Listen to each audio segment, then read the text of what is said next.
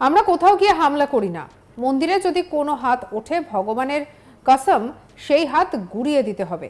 বিস্ফোরক মন্তব্য এবারে বিরোধী দলের নেতার।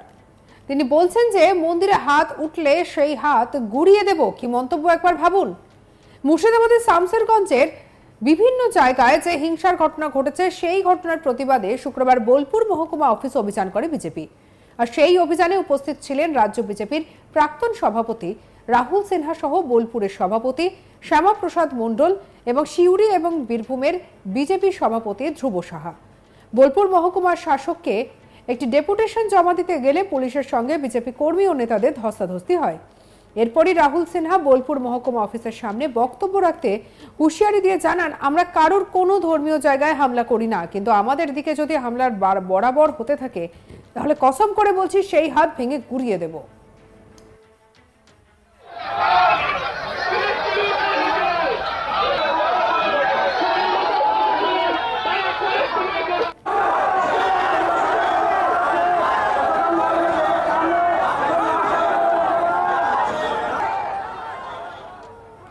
বিজেপি নেতা রাহুল সিনহা কি বলছেন শুনবো। সব চলবে, এ চিরদিন কোথাও হয়নি, হবে না। সহ্যের সীমা একটা আছে। আজকে যেটা হলো শামসেরগঞ্জে, ধুলিয়ানে, মুর্শিদাবাদের বিভিন্ন জায়গায়, এর নায়ককে, নায়িকাকে, এর নায়িকা তৃণমূল কংগ্রেসের নেত্রী মমতা, আর নায়ক হচ্ছে ওই সেই হুমায়ুন কবির তবিরের মতো একদল, সিদ্দিকুল্লাহর মতো একদল মশলার দলেরা। অতএব সেই কারণে আমাদের লড়াই মুসলমানের বিরুদ্ধে নয়। বিজেপি পার্টি তো মুসলমান আছে, কিন্তু আমাদের লড়াই ওই দাড়ি পরে, টুপি পরে যারা হিন্দু সর্বনাশ করতে চায়। অতএব সেই কারণে আমি আপনাদের পরিষ্কার বলতে চাই, এই মুর্শিদাবাদের হামলার নায়িকা হচ্ছে মমতা ব্যানার্জি। বিজেপি সত্যের পক্ষে কাজ করে, ন্যায়ের পক্ষে কাজ করে, ধর্মের পক্ষে কাজ করে। সেই কারণে ধর্ম মানে ন্যায় ধর্ম। সেই কারণে আমরা কারো মসজিদে ঢিল ছুড়ি না, আমরা কারো মসজিদ আক্রমণ করি না, কারো উপাসনা স্থলে আমরা আক্রমণ করি না। কিন্তু যদি এই আক্রমণ বারবার মন্দিরের উপর হবে, বারবার যদি আমাদের মানুষের উপর হবে, তারপরে তো এক সময় প্রতিরোধ করতে হবে। যে হাত মন্দিরের দিকে উঠেছে, দেবতার কসম হবে, এটাই আমাদের প্রতিজ্ঞা নিতে হবে। সেই কারণে আজকে একটা চোরেদের সরকার, যারা চাকরি বিক্রি করে 26,000 শিক্ষককে পথে বসিয়ে স্কুলগুলিকে আজকে শিক্ষক শূন্য করে দিয়েছে, সেই চোরেদের সরকার, সাম্প্রদায়িক সরকার, হিন্দু মারা সরকার, এই সরকারের বিরুদ্ধে আজকে আমরা এই জেলার সভাপতি শ্যামাপদ মণ্ডলের নেতৃত্বে আমরা আজ রাস্তায় নেমেছি এবং ওর প্রেসিডেন্টশিপে এটাই প্রথম আন্দোলন। এবং যেভাবে সমস্ত জেলার কার্যকর্তারা এই আন্দোলনে যোগ দিয়ে এই আন্দোলনকে আগামী দিনে এক বড় আন্দোলনের রূপরেখার ইঙ্গিত দিয়েছে, তার জন্য আমি আপনাদের সবাইকে ধন্যবাদ জানাই। আমাদের কলিগ শান্তনু হাজরা রিপোর্ট দেখাবো। বিজেপির রাহুল সিনহা বীরভূমে এসে তিনি কিন্তু বিক্ষোভ দেখান। প্রথমে যে বোলপুরে মহকুমা প্রশাসনিক ভবন রয়েছে, সেই ভবনের সামনে কিন্তু পুলিশের সাথে ভারতীয় জনতা পার্টির কর্মী, তাদের কিন্তু একেবারে ধস্তাধস্তি, একেবারে বচসা, এমনকি গেট যেভাবে গেট নড়ানো হচ্ছিল তা একেবারে বলা যেতে পারে পুলিশের সাথে একেবারে তুমুল ধস্তাধস্তি চলে বিজেপি ভারতীয় জনতা পার্টির কর্মীদের। এদিন ঠিক রাহুল সিনহা বোলপুর মহকুমা প্রশাসনিক ভবনের সামনে একটি মঞ্চ বাঁধা ছিল, যে মঞ্চের নাম দেওয়া হয়েছে বিক্ষোভ অবস্থান মঞ্চ। যে মঞ্চ থেকেই কিন্তু রাহুল সিনহা রীতিমতোই মন্দিরে হাত দিলে হাত গুড়িয়ে দেব এমন কিন্তু হুঁশিয়ারি করেছেন। রীতিমতো কাদের উদ্দেশ্যে বলেছেন, কি বলেছেন তা কিন্তু এখনো স্পষ্ট নয়। তবে আঙুল তিনি কিন্তু তৃণমূল ও শাসক দলের দিকে যাচ্ছে।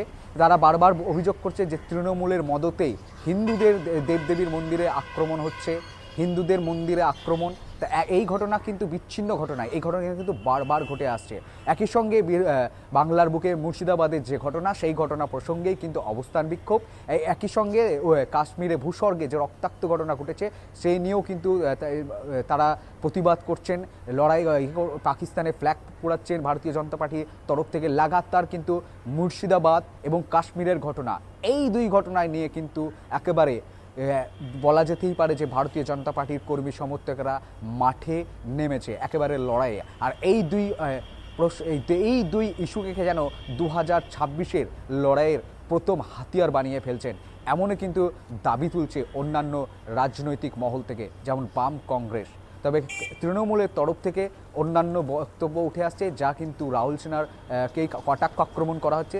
তাদের বক্তব্য যে এই ভারতীয় জনতা পার্টি একটি সাম্প্রদায়িক দল, দুই ধর্মের মধ্যে বিভেদ ও সম্প্রীতি ভাঙন ধরাচ্ছে, এতে ভারতের গণতন্ত্র নষ্ট হতে চলেছে।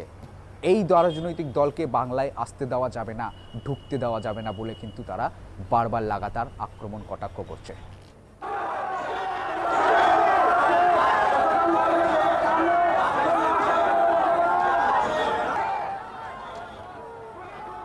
আমরা কোথাও গিয়ে হামলা করি না, মন্দিরে যদি কোনো হাত ওঠে ভগবানের কসম সেই হাত গুড়িয়ে দেওয়া হবে।